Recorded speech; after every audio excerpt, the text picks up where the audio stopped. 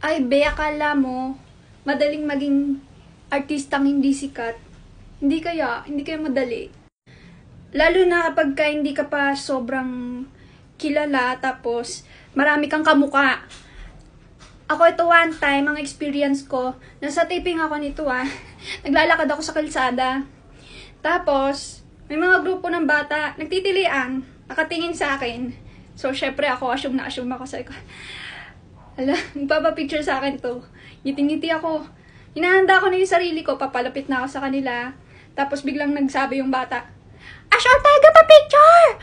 So ako, medyo napahiya ako ng slide. Grabe kayo, wala si Ash Ortega dito. Tapos sabi, hindi ba kasi Ash Ortega? Hindi. Ay, sorry. So, hindi na sila nagpa-picture. Medyo kawawa. Tsaka pagka starlet ka, syempre hindi ka muna priority. Ang priority is bida. So, ito, sampalan scene. Magsasampalan kami ng bida. Tapos, rehearsal, hindi ko pa siya nasasampal. Parang kumbaga, kunwari pa lang. Action, ganyan. Tapos, sabi sa akin ng producer, lumapit sa akin, Mariel, huwag mo lalakasan Kasi nung rehearsal, nakita kita parang malakas yung amba mo, parang malakas Huwag mong tututuhanin. Yung lang, yung mukhang totoo lang, pero wag malakas. Sabi ko, ay, opo, sige po. Hindi pa naman dumadampi sa mukha namin, yung sampal. Tapos sabi, action! O di, ginawa ko, sampal ko. Tapos, yung bida talaga, Gina G sa akin. Talagang, nakikita ko siya, slow-mo. Ganyan, sabi ko, ay pucha, mukhang malakas to Tapos, gumano na sa mukha ko, talaga.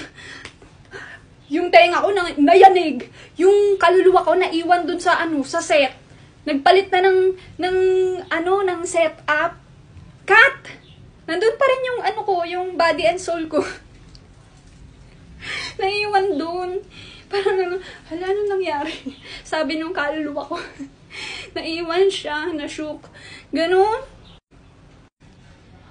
Tsaka syempre pagka ka na, may cake ka na, pag nagkamali ka, hindi ka masyadong okrayin.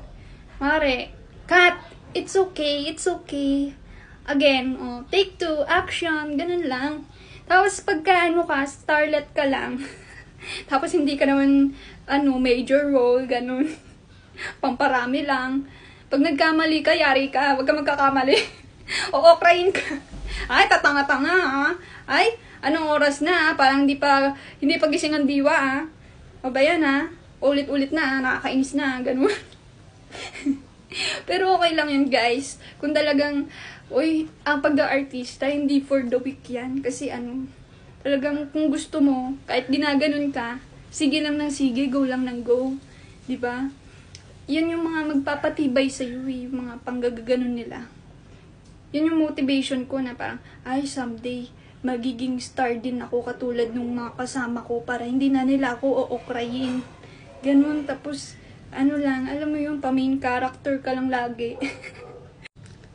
Tapos, pagka nag-uumpisa ka, syempre, yung mga mas may K na, ayaw nila ng kakompetensya. So, yung mga baguhan, ibubuli nila yan. Hindi naman lahat. Marami ding mababait. Pero merong mga ilan na talagang attitude. So, hindi mawawala sa showbiz yan, mga ganyan. So, syempre, ayaw nila ng kakompetensya. Kaya, ngayon pa lang, na nag-uumpisa ka, buburahin ka na. Elimination round, ganun. So, patibayan ng loob. So, wag kang, magpapatibag. Wag ka papayag. Wag ka papayag, B. So, ayun na nga. One time, nakwento ko na to may artista na minumura ako. Pagka nagto-throw lines kami, throw lines, ibig sabihin parang magpa-practice lang ng linya, ganun. Ng linya kasi isasalang na kami. Nagto-throw lines kami. Minumura ako. Indirectly, sinisingit niya dun sa lines niya. Pero sino pa bang minumura mo kundi ako lang? Diba? Tayong dalawa lang ang nagto-throw lines dito, tapos bigla ka magsasalita ng ganun. Hindi rin siya pa joke. Kasi kapag joke, nakakatawa. May tatawa. Walang tumatawa, B. May ibang mga tao. Walang tumatawa sa'yo. Tapos hindi ka rin tumatawa. So parang ano yun, parang may pagka-angas. Inaangasan ako. So hindi ko na lang pinansin. Do not engage. Kasi pagka ganun, gagawan ka pa ng kwento. So, wala, hindi ako nagsusumbong o ano. Bala ka dyan. Kasi yan, yung mga ganyan, i-compile mo yan. Yan ang ano mo, ang magiging success story mo. So, yan ang magiging history mo. Ikukwento mo yan. Yan ang mga hugot mo sa buhay. Pagka ini-interview ka, may artista po na ganito ako, ginanito ako. Dapat ikaw lang ang bida. Hindi ka hindi ka magmamaldita. Dapat ikaw ang bida sa kwento. So, pagka kwento mo yan, siguro after 5 years, after 10 years, ikukwento mo yan, yung experience mong yan. Tapos, diba, i-compile mo. Wag kang papatol. Basta yung mga sama ng loob mo, ipunin mo yan ng ipunin. Tapos, portfolio mo yan. Pagka sikat ka na, doon mo na ilabas. Diba? Ganon yan, guys. O diba guys, mahirap maging artistang hindi pa sikat. Pero gagawin mo na lang katatawanan. Tawanan mo lang lagi. Huwag mo na masyadong seryosohin. Pero minsan din may fragile. May pagka-fragile din ako kasi syempre, may mga problema ka sa buhay, hindi mo maiwasan, tas nagtatrabaho ka, tas may gaganon. Minsan, maano din yun eh. Maano din sa puso, may kurot din. Pero, pagkatapos ng pagsubok, huwag mo nang intindihan? Dead ma, wala akong pakialam. Ganun lang, tapos tawanan. Tawanan na lang ng tawanan, di ba? Laughter is the best medicine, okay? Siguro may nag-iisip sa inyo na, ano ba to, bakit ginagawang katatawanan yung sarili niya? Bakit ginagawang katatawanan yung pag-showbiz niya? Kasi ako, guys, kahit saan ako mapunta, ang gusto ko lang lagi, honest, what you see is what you get. Prangka lang, ganun. Diba? Totoo lang. Kasi pagka ganun kang tao, mas madaling maging consistent. Yung lies mo, hindi patong-patong. So, sa true lang, laging true lang. Okay? So, yun ang ginagawa ko. Always saying the truth. So, pagka ganyan mga na-experience ko, kinukwento ko, ginagawa kong katatawanan, kasi yun naman talaga. Yun naman talaga. Pero syempre, hindi dun matatapos yun. Kumbaga, dito ka nag-umpisa. Syempre, pagka tumagal, may rin yan, may pag-angat din yan. So, yun yung nasa utak ko. Pero kung hindi naman mag-work, siguro, hindi God's will, hindi ibigay sa akin ni Lord, hindi pala ako dito para sa showbiz. Okay lang.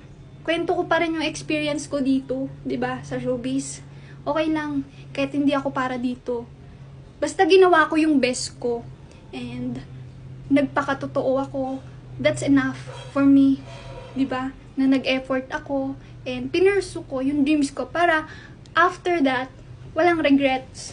Diba? Pero kung kaya mong umangat, kahit ilang pader yan, kumuha ka ng hagdanan, i-over the backod mo. Ganun lang. Ganun lang nasa utak ko lagi, na walang imposible. Okay? So, ang layo na ng sinabi ko. So, nag-ano na ako dito, nag-speech na ako dito, nangaral na ako, nag-chismis na ako. Hindi ko na alam kung anong video to.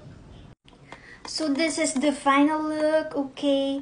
Wala naman akong pupuntahan. Nag-makeup lang ako para sa inyo. Because, wala lang. Ang sarap maglaro ng makeup eh. Thank you, Angelines, for my headband. Love it. Okay. Arte-arte mo. Goodbye.